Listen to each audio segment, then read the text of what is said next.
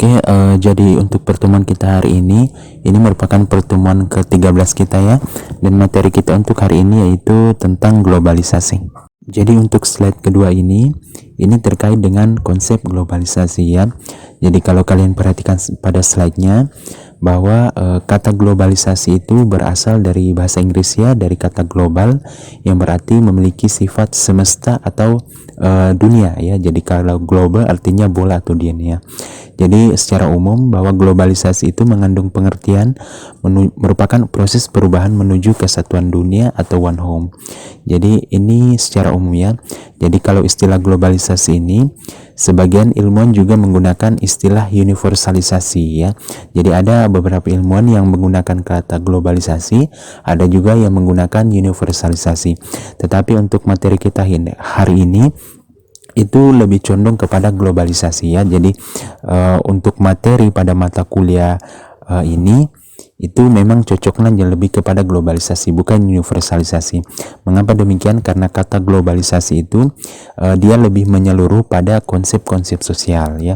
Sedangkan universalisasi itu biasanya bersifat umum ya, seperti itu.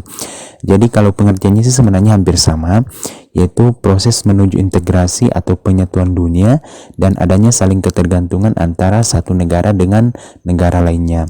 Jadi itu tentang konsep globalisasi. Nah, yang mau kita pelajari di sini sebenarnya adalah bagaimana kaitan antara hubungan sosial dengan globalisasi. Karena kalau kita berbicara tentang globalisasi, berarti itu tidak terlepas dari namanya hubungan sosial antara satu negara dengan negara lainnya. Karena kalau kita berbicara hanya pada konsep satu negara itu belum secara umum terjadinya globalisasi. Itu dikatakan terjadi globalisasi apabila ada keterkaitan atau ketergantungan antara suatu negara dengan negara lainnya ya.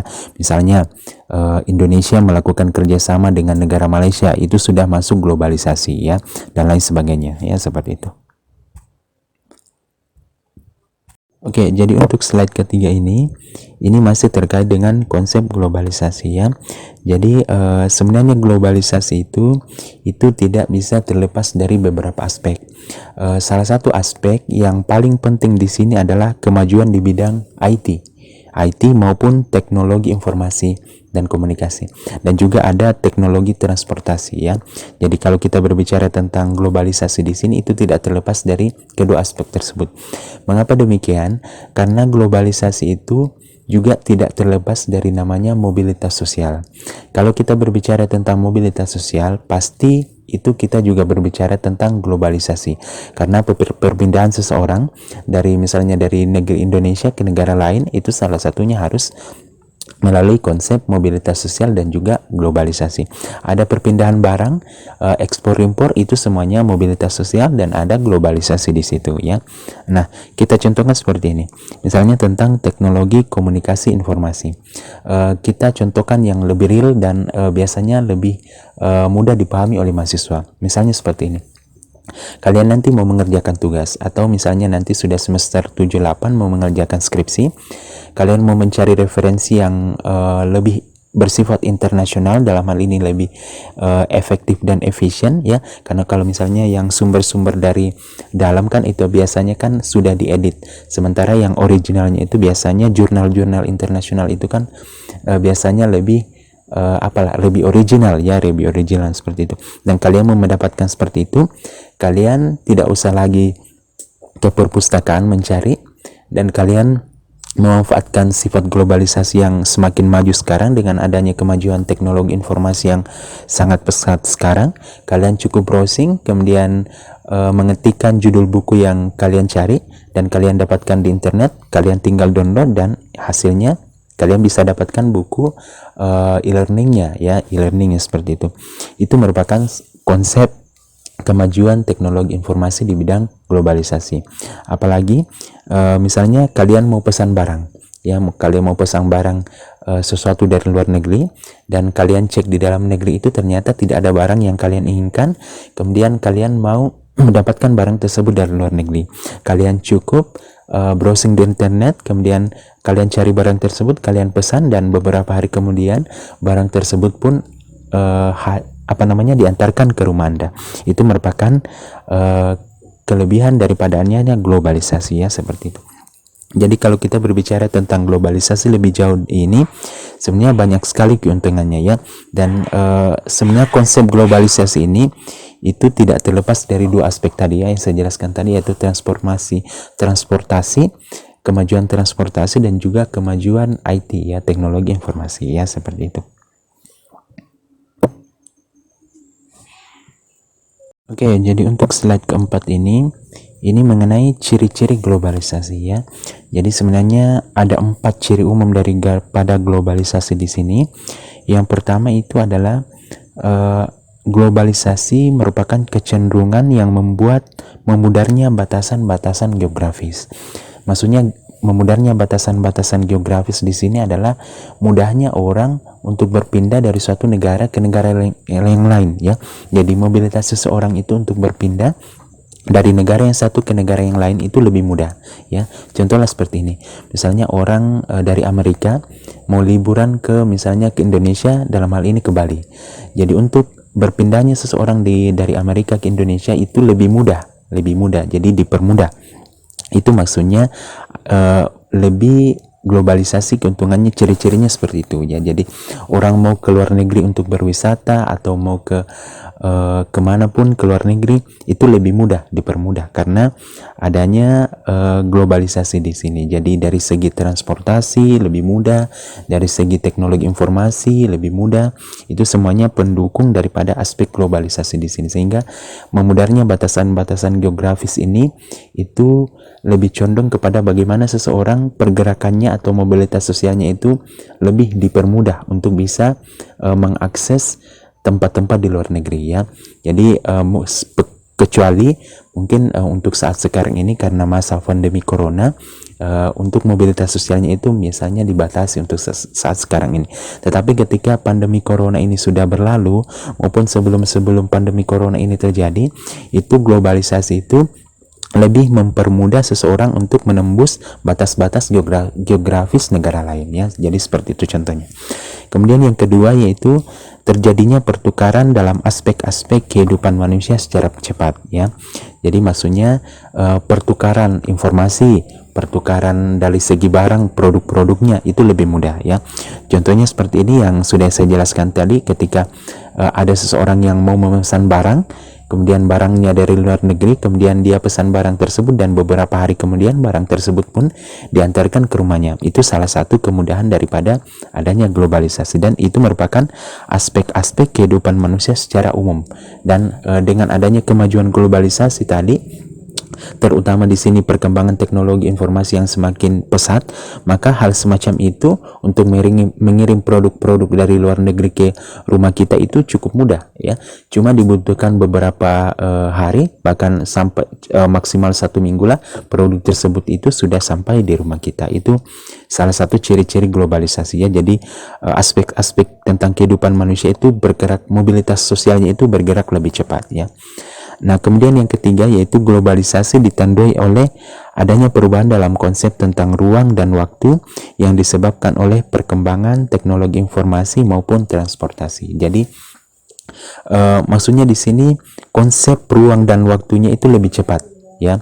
Bandingkanlah seperti ini. Kalau misalnya zaman dahulu sebelum kemajuan globalisasi atau kemajuan IT maupun transportasi itu berkembang pesat, orang mau pergi ke luar negeri itu memang bisa, tetapi dibutuhkan waktu yang lama ya, beda kalau sekarang dengan cuma beberapa tidak sampai 1 hari orang sudah berpindah dari, bahkan bukan dari cuma satu negara ke negara yang lain, tetapi bahkan ke benua yang lain. Itu merupakan kemajuan daripada teknologi komunikasi dan informasi, maupun ketika mereka mau mendapatkan data-data tertentu, mau mendapatkan apa yang mereka inginkan yang sumbernya memang harus dari luar negeri, maka dengan kemudahan globalisasi sekarang ini, dengan pesatnya kemajuan teknologi informasi, mereka bisa mendapatkan dengan waktu yang cepat. Itu maksudnya ada perubahan ruang dan waktu di sini. Konsep ruang dan waktu itu lebih dipermudah dibandingkan dengan yang dulu, waktu kemajuan teknologi informasi itu belum semaju sekarang, belum sepesat sekarang ya. itu untuk globalisasinya itu sifatnya agak lambat dibandingkan dengan saat sekarang ini, ya. Itu merupakan ciri ketiga. Nah, kemudian ciri yang keempat yaitu adanya saling ketergantungan antara negara dan bangsa sebagai akibat dari pertumbuhan perdagangan ekonomi. Jadi ada ketergantungan di sini, namanya saja globalisasi, berarti ada ketergantungan antara negara yang satu dengan negara yang lain, ya. Contohnya seperti ini. Ketika misalnya anggaplah produk, kita sebut saja produk Honda, ya, produk Honda, mereka akan membuat produk motornya,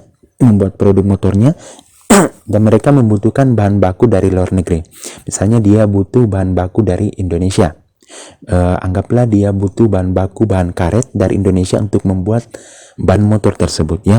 Berarti ada ketergantungan di situ, karena kalau misalnya produk tersebut itu tidak tergantung pada orang lain, dia tidak bisa dapatkan bahan baku dari Indonesia untuk dari segi tadi karetnya, maka produk dari si Honda tadi ini itu tidak akan jadi, ya, seperti itu. Jadi ada ketergantungan. Begitupun kalau misalnya produk-produk dari Indonesia yang akan dikirim ke luar negeri, maka Indonesia pun butuh butuh teknologi informasi dari luar negeri supaya produk dari Indonesia ini itu bisa cepat dipasarkan di luar negeri, seperti itu, ya. Jadi ada ketergantungan atau ada keterkaitan antara negara yang satu dengan negara yang lain, ya, seperti itu. Itu merupakan ciri-ciri globalisasi, ya. Jadi kalau keempat aspek tadi itu merupakan ciri-ciri globalisasi secara umum, ya. Dan sebenarnya masih banyak lagi, tetapi yang lebih umum ini yang 4, ya, seperti itu. Oke, jadi untuk slide kelima ini terkait dengan faktor pendukung globalisasi, ya. Jadi secara umum di sini ada 3 faktor utama yang mendukung pesatnya perkembangan globalisasi, ya. Yang pertama itu adalah perubahan-perubahan yang terjadi pada tatanan politik global, ya. Jadi kalau kita berbicara tentang globalisasi dunia, itu pasti tidak terlepas dari namanya tatanan politik global. Jadi ada kata politik di situ.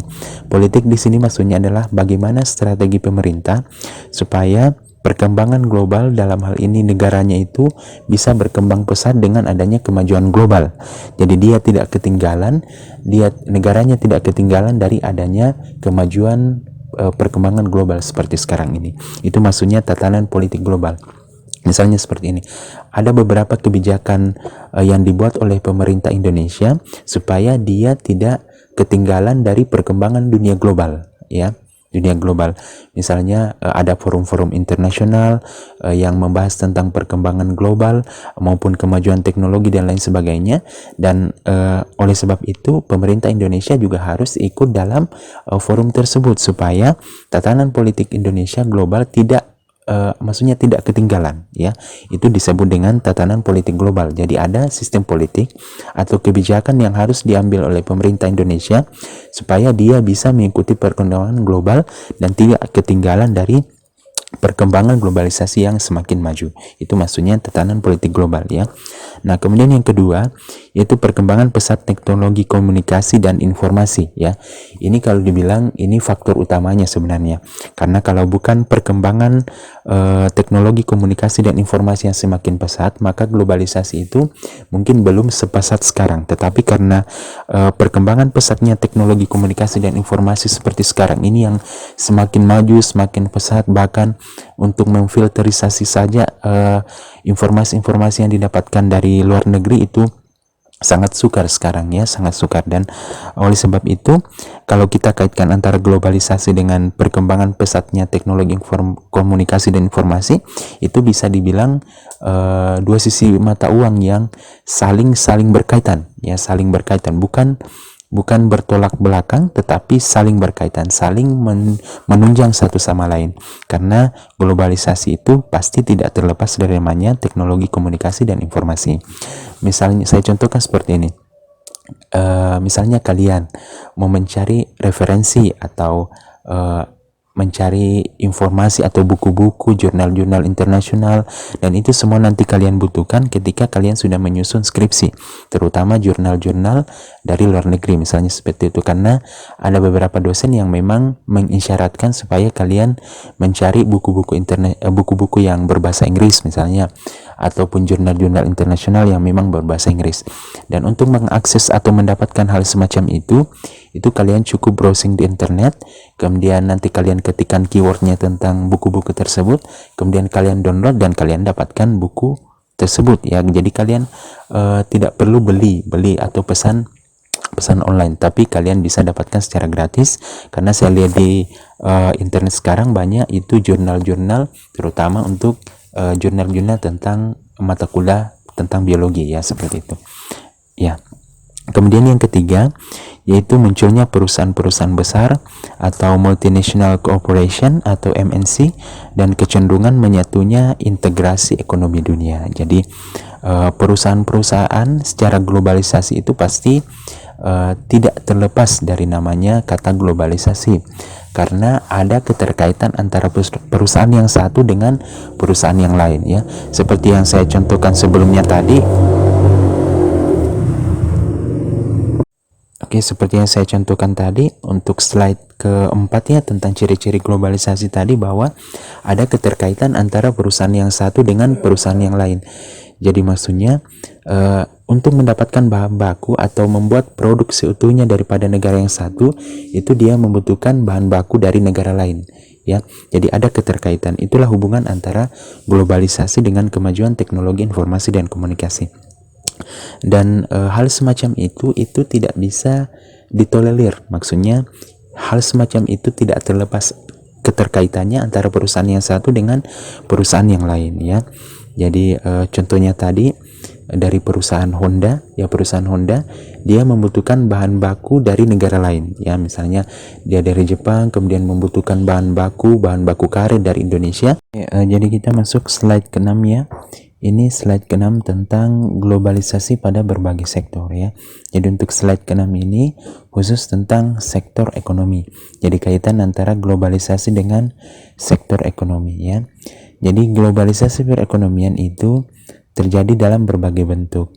Misalnya globalisasi produksi, globalisasi pembiayaan, globalisasi tenaga kerja, globalisasi jaringan informasi, dan globalisasi perdagangan ya. Jadi ada keterkaitan erat antara globalisasi dengan sektor ekonomi ya. Kita cukup tokoh seperti ini. Hubungan antara globalisasi dengan sektor ekonomi. Nah, ketika sebuah perusahaan itu perusahaan dalam negeri, anggaplah dalam negeri, kemudian dia membutuhkan tenaga kerja dari berbagai ahli. Anggaplah misalnya dia tidak punya tenaga kerja yang memang mempunyai kualifikasi tertentu, ahlinya di bidang tertentu yang dalam negeri itu ya. Jadi dalam negeri tidak ada yang memenuhi kualifikasi seperti itu, sehingga dia butuh tenaga kerja atau yang seseorang yang ahli di bidang itu dari luar negeri. Oleh sebab itu didatangkanlah orang dari luar negeri untuk mengerjakan proyek tersebut. Berarti ada keterkaitan antara perusahaan tersebut yang berada di dalam negeri dengan orang yang tinggal di luar negeri tersebut ya, jadi ahlinya. Jadi ada hubungan antara globalisasi pada sektor ekonomi tersebut. Apalagi misalnya tenaga kerja Indonesia. Tenaga kerja Indonesia kan membutuhkan pekerjaan dan mereka bekerja luar negeri ya, seperti itu kan. Perusahaan di berbagai negara, di berbagai sektor di belahan dunia itu membutuhkan beberapa pekerja, dan mereka kekurangan tenaga kerja. Oleh sebab itu orang-orang yang memang dari negara berkembang, misalnya dari Indonesia atau negara misalnya dari India, Bangladesh, Malaysia dan lain sebagainya, itu mereka ke luar negeri dan untuk mencari pekerjaan. Oleh sebab itu perusahaan di luar negeri itu mempekerjakan mereka, dan akhirnya ada keterkaitan antara orang-orang yang bekerja tadi di dalam negeri ya dengan perusahaan-perusahaan di luar negeri tadi ya. Jadi itu merupakan contoh daripada hubungan antara globalisasi pada sektor ekonomi ya. Nah, globalisasi produksi ini bisa menekan biaya produksi serendah mungkin karena beberapa perusahaan multinasional memiliki pabrik di berbagai negara sebagai lokasi manufaktur global ya. Jadi maksudnya seperti ini. Misalnya tadi kan kita berbicara tentang pabrik motor ya, sekarang kita berbicara tentang misalnya pabrik mobil ya. Misalnya kita bahas pabrik Toyota ya, pabrik Toyota itu kan Toyota sebenarnya berasal dari Jepang ya, berasal dari Jepang, dan pabrik utamanya sebenarnya dari sana. Tetapi untuk menekan biaya produksi, maka dibuatlah atau didirikanlah pabrik di Indonesia.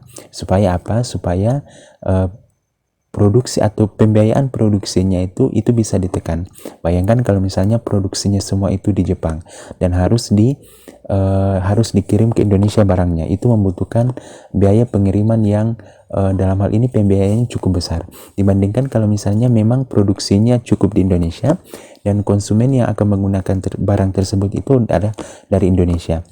Oleh sebab itu biaya pengirimannya itu juga akan bisa dipangkas ya. Itu maksudnya seperti itu. Berarti ada hubungan antara negara Jepang tadi dengan negara Indonesia, yang dimana tadi negara Jepang merupakan produsen atau pemilik daripada pabrik utama daripada mobil Toyota tadi, itu mendirikan perusahaan di negara Indonesia. Jadi ada keterkaitan antara dua negara tadi ya. Itu maksudnya hubungan antara globalisasi pada sektor ekonomi, dan contoh lainnya sebenarnya masih banyak lagi ya, seperti itu. Sekarang kita masuk slide ke-7. Slide ke-7 ini sekarang kita masuk pada sektor budaya. Jadi hubungan antara globalisasi dengan sektor budaya. Kalau kita berbicara tentang globalisasi, pasti sangat berpengaruh terhadap budaya suatu negara ya. Misalnya seperti ini. Ada budaya yang tren di negara tertentu kemudian diikuti negara yang lain ya, banyak kan seperti itu. Ada budaya yang tren di negara misalnya di Paman Sam atau di Amerika atau di Inggris dan lain sebagainya, kemudian warga Indonesia mengikuti hal tersebut ya. Misalnya seperti ini. Dampak globalisasi dalam bidang kebudayaan itu sangat jelas dan nyata ya.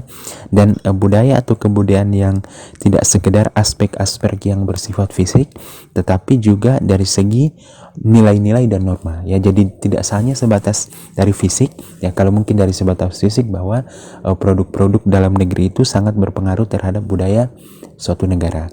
Anggaplah seperti ini. Ada tren, ada misalnya produk tas yang tren di luar negeri, kemudian orang-orang di Indonesia menontonnya lewat misalnya kanal YouTube ya, channel YouTube. Mereka menontonnya bahwa ada produk tas yang terkenal di luar negeri, dan warga Indonesia menontonnya bahwa itu hal yang menarik dan itu memang mempengaruhi budaya Indonesia. Jadi mereka menginginkan produk tersebut sehingga diimporlah barang tersebut ke Indonesia. Dan banyak orang Indonesia sekarang menggunakan seperti itu ya. Itu salah satu contohnya. Apalagi contohnya perhiasan ya. Jadi ada perhiasan yang terkenal di luar negeri, terkenal, dan ketika dia masuk misalnya channel YouTube atau channel YouTube tertentu ya, banyak orang yang menonton dan banyak orang suka, sehingga orang yang menonton dari channel YouTube misalnya di Indonesia itu tertarik untuk menggunakannya, maka terjadilah pertukaran budaya lagi di situ.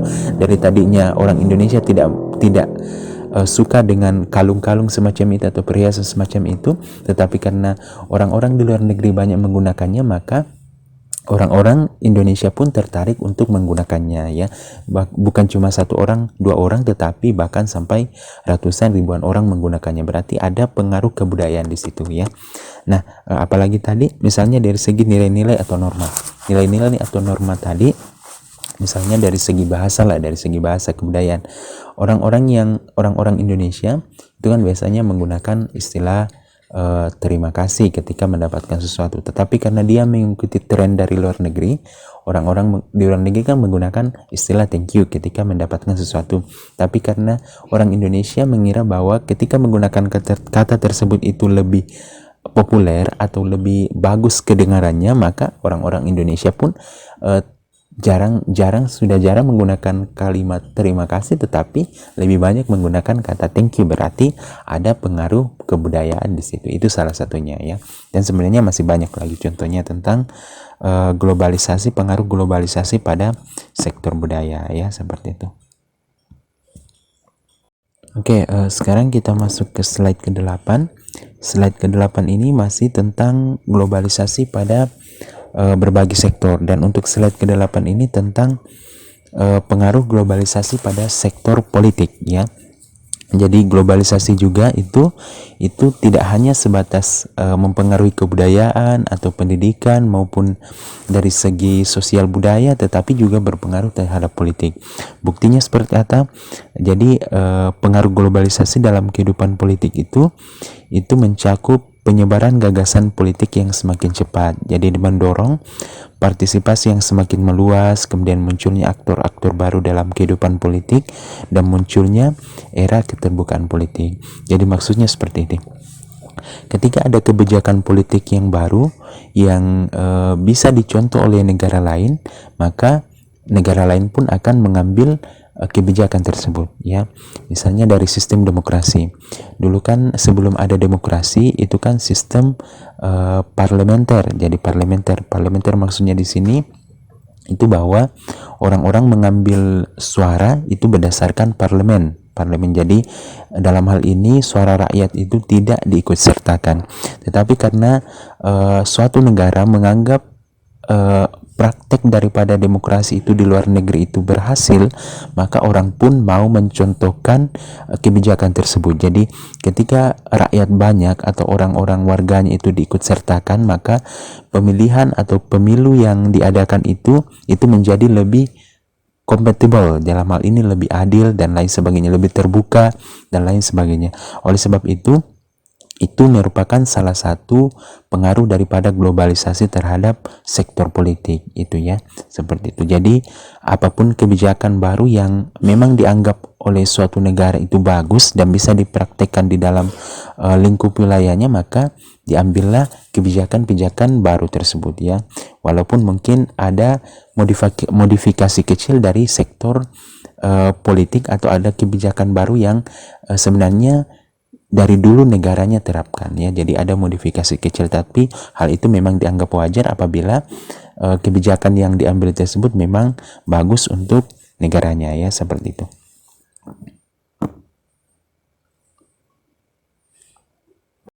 Oke, sekarang kita masuk slide ke-9 ya, yang merupakan slide terakhir tentang globalisasi pada sektor pendidikan ya. Jadi pengaruh globalisasi terhadap sektor pendidikan itu sangat-sangat luar biasa besar pengaruhnya ya. Jadi perubahan-perubahan global itu telah membawa kepada suatu keperluan untuk memberikan orientasi baru terhadap pedagogik ya. Jadi pedagogik ini bukan sekedar bagaimana mencermati perkembangan anak sejak lahir sampai dewasa, tetapi bagaimana menyimak tentang proses belajar pembelajaran. Jadi terutama di sini bagaimana dengan hubungan antara globalisasi pendidikan di sini itu tentang model pembelajaran yang diterapkan ya. Jadi keterkaitannya kita ketahui kan, model pembelajaran sekarang yang diterapkan oleh para guru maupun para tenaga pendidik yang lain itu berbeda ketika masa-masa dulu, masa-masa pandemi corona itu belum berlangsung. Jadi istilahnya sekarang kan pembelajaran jarak jauh. Jadi model pembelajaran diterapkan, hubungan antara globalisasinya itu juga pasti berbeda dibandingkan dengan sebelum terjadinya pandemi wabah corona ya. Jadi sistem pendidikan itu, model pembelajarannya itu sekarang menggunakan lebih condong kepada model pembelajaran secara online ya. Jadi mahasiswa ketika mengikuti perkuliahan tidak lagi ke kampus, karena memang dibatasi, pemerintah membatasi bahwa tidak boleh mengikuti kegiatan tatap muka di sekolah atau di kampus, tetapi cukup melalui pembelajaran online. Dan seperti sekarang ini yang kita lakukan merupakan pembelajaran online, dan itu merupakan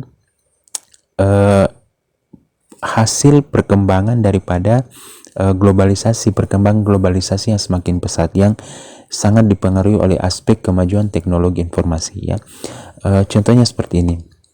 Ketika mahasiswa mau mencari buku-buku tentang tugas tugas-tugas yang akan mereka kerjakan ya. Jadi mahasiswa itu tidak lagi ke kampus, mencari buku-buku yang mereka perlukan untuk mengerjakan tugas mereka, tetapi mereka cukup mencarinya atau browsing di internet, mereka ketik keywordnya di internet dan mereka dapatkan buku tersebut.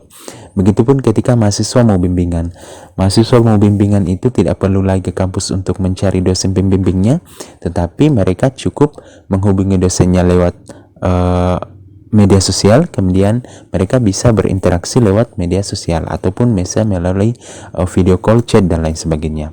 Apalagi misalnya bahkan sampai ketika mahasiswa ujian pun itu sudah tidak lagi ke kampus untuk mengikuti ujian, tetapi ujian seminar maupun ujian tutup dan lain sebagainya, hal semacam itu semuanya dilakukan secara online, dan itu kaitannya dengan pendidikan tentang globalisasi ini sangat erat karena tidak terlepas dari perkembangan teknologi komunikasi dan informasi ya. Dan sebenarnya contoh-contoh tentang hubungan antara pendidikan dengan globalisasi ini itu sebenarnya sangat banyak, dan contoh yang untuk memberikan orientasi baru terhadap pedagogi ini memang sangat erat kaitannya ya, karena untuk melihat bagaimana sejauh mana proses pembelajaran anak itu berlangsung ya, seperti itu.